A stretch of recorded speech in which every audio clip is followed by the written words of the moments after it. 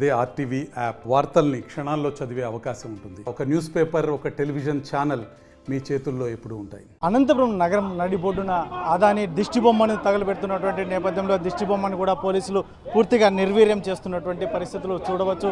ఏకంగా ఏదైతే ఉందో ఆ దిష్టిబొమ్మను తీసుకొచ్చినటువంటి సిపిఐ నాయకులకు పోలీసులకు వాగ్వాదం జరుగుతున్నటువంటి నేపథ్యం చూడవచ్చు. ఎందుకంటే దిష్టిబొమ్మ దగ్ధం అనేది జరగకుండా పోలీసులు అయితే ప్రయత్నాన్ని విఫలం చేయాలనే ఉద్దేశంతో భారీ ఎత్తున ఇక్కడ వారిని అడ్డుకుంటున్నటువంటి పరిస్థితి.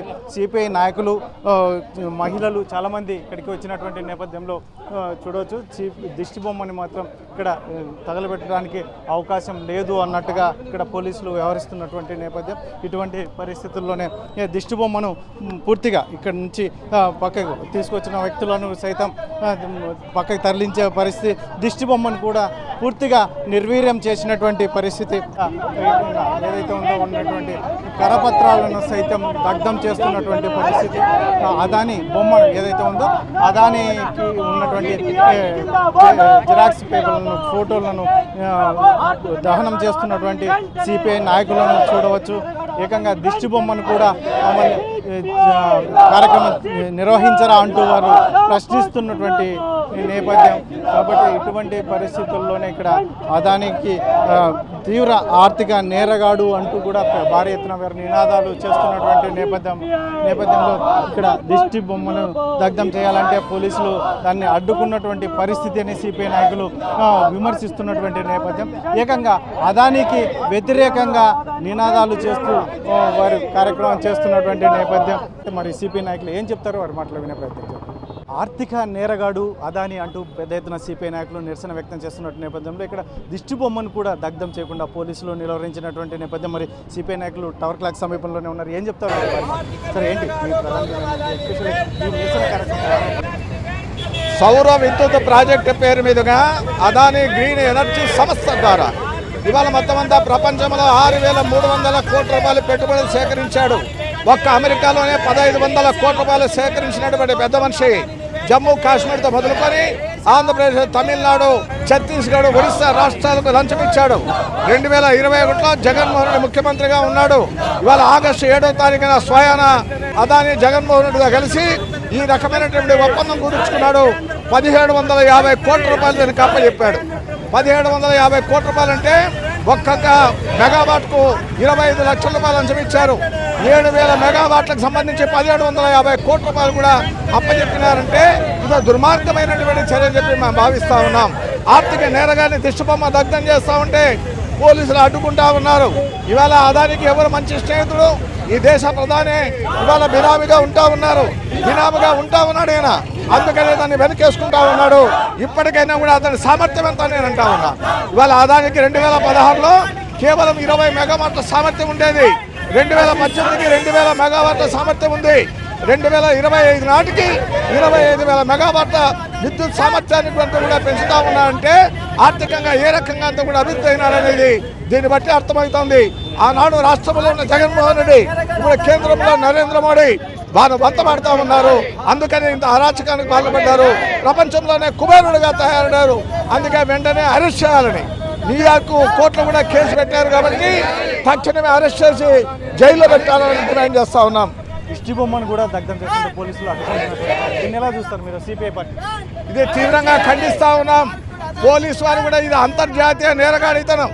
ఇవాళ నేరగారికి మీరందరూ కూడా అనుకూలంగా ఉంటారా నేనంటా ఉన్నా. ఈ రాష్ట్రంలో ఎన్డీఏ సర్కారు ఉంది, కేంద్రంలో ఎన్డీఏ సర్కారు ఉంది.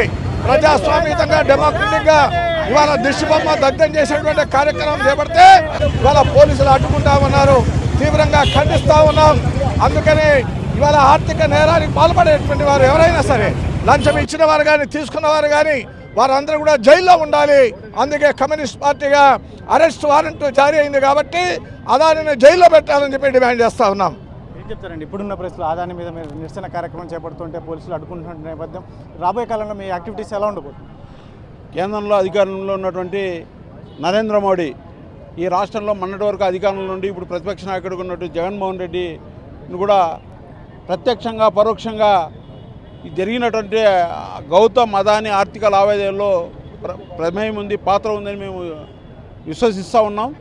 కేంద్ర ప్రభుత్వం తక్షణము ప్రత్యేకమైనటువంటి దర్యాప్తు జరపాలి. మరి గౌతమ్ అదానీని వెంటనే అమెరికాకు అప్పజెప్పాలి. మరి ఇక్కడ జరిగినటువంటి ఆర్థిక రకరకాల ప్రాజెక్టులు, ఓడరేవులు, విమానాశ్రయాలు, రకరకాల రోడ్లు, అన్ని వ్యవస్థల్లో ప్రత్యక్షంగా పరోక్షంగా గౌతమ్ అదానీకి వేల కోట్ల రూపాయలు, లక్షల కోట్ల రూపాయలు పెట్టుబడులు ఉన్నాయి.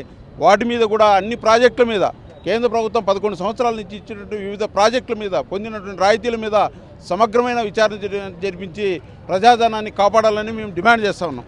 ఏం చెప్తారండి గౌతమ్ అదానీ మీద డైరెక్ట్ పాయింట్స్ ఏంటి, మీ ప్రధాన డిమాండ్స్ ఏంటి? ఇప్పుడు బీజేపీ ప్రభుత్వం 2014లో కేంద్రంలోకి అధికారం వచ్చిన తర్వాత అదానీ ఆస్తులు $14 బిలియన్ల. ఈరోజు ఈ 10 సంవత్సరాల కాలంలో $150 బిలియన్ల ప్రపంచంలోనే నంబర్ 1 అధిపతి అంటే ఈ దేశంలో నరేంద్ర మోడీ చలువతోనే అని చెప్పేసి ఈ సందర్భంగా తెలియజేస్తున్నాం. ఈరోజు అమెరికాలో కూర్చొని ఈ దేశంలో, ఈ రాష్ట్రంలో సౌర విద్యుత్ కేంద్రాన్ని అధిక రేట్లకు అమ్ముకోవడానికి రాష్ట్ర ముఖ్యమంత్రులకి అవినీతికి పాల్పడే విధంగా ఈరోజు అమెరికాలో కూర్చొని ఈరోజు మరి అదాని చేస్తూ ఉంటే అమెరికా దేశం ఈరోజు కేసులు చేస్తూ ఉంటే ఈ దేశం నరేంద్ర మోడీ ఏమాత్రం మాట్లాడుకోకుండా ఎలక్షన్లలో ఓట్లు అనుకోవడానికి పక్కన మహారాష్ట్ర రాష్ట్రంలో వెలుగుతున్నాడు. ఈరోజు చెప్తున్న నరేంద్ర మోడీ ఈ 10 సంవత్సరాల కాలంలో ప్రపంచంలోనే అది పెద్ద కుబేరుడేనంటే అది నరేంద్ర మోడీని దీనికి ఒత్తాసు పలుకుతున్నాడు. ఇప్పటికైనా సరే కేంద్ర ప్రభుత్వము అదే రాష్ట్రంలో వివిధ రాష్ట్రాలు తిరిగిన అవినీతి ముఖ్యమంత్రుల పైన వెంటనే బేషరతుగా సిట్టింగ్ సుప్రీం జడ్జితో విచారణ జరిపించి వీళ్ళందరినీ పక్కలకు వెళ్ళని చెప్పేసి మేము సిబిఐ పట్టిగా డిమాండ్ చేస్తున్నాం. మొత్తం మీద సిపిఐ నాయకులు డిమాండ్ చేస్తున్నారు. గౌతమ్ అదానీ విషయంలో కేంద్ర ప్రభుత్వం అవలంబిస్తున్న తీరు పూర్తిగా వ్యతిరేకిస్తున్నటువంటి నరేంద్ర మోడీ దీనివల్ల రాష్ట్ర ముఖ్యమంత్రులు అవలంబిస్తున్న తీరు మీద క్షుణ్ణంగా పరిశీలించి చర్యలు తీసుకోకపోతే రాబోయే కాలంలో పెద్ద ఎత్తున కూడా నిరసన కార్యక్రమాలు జరుగుతామని చెప్పేసి సిపిఐ నాయకులు చెప్తున్నారు. ఎవరో పరిస్థితులు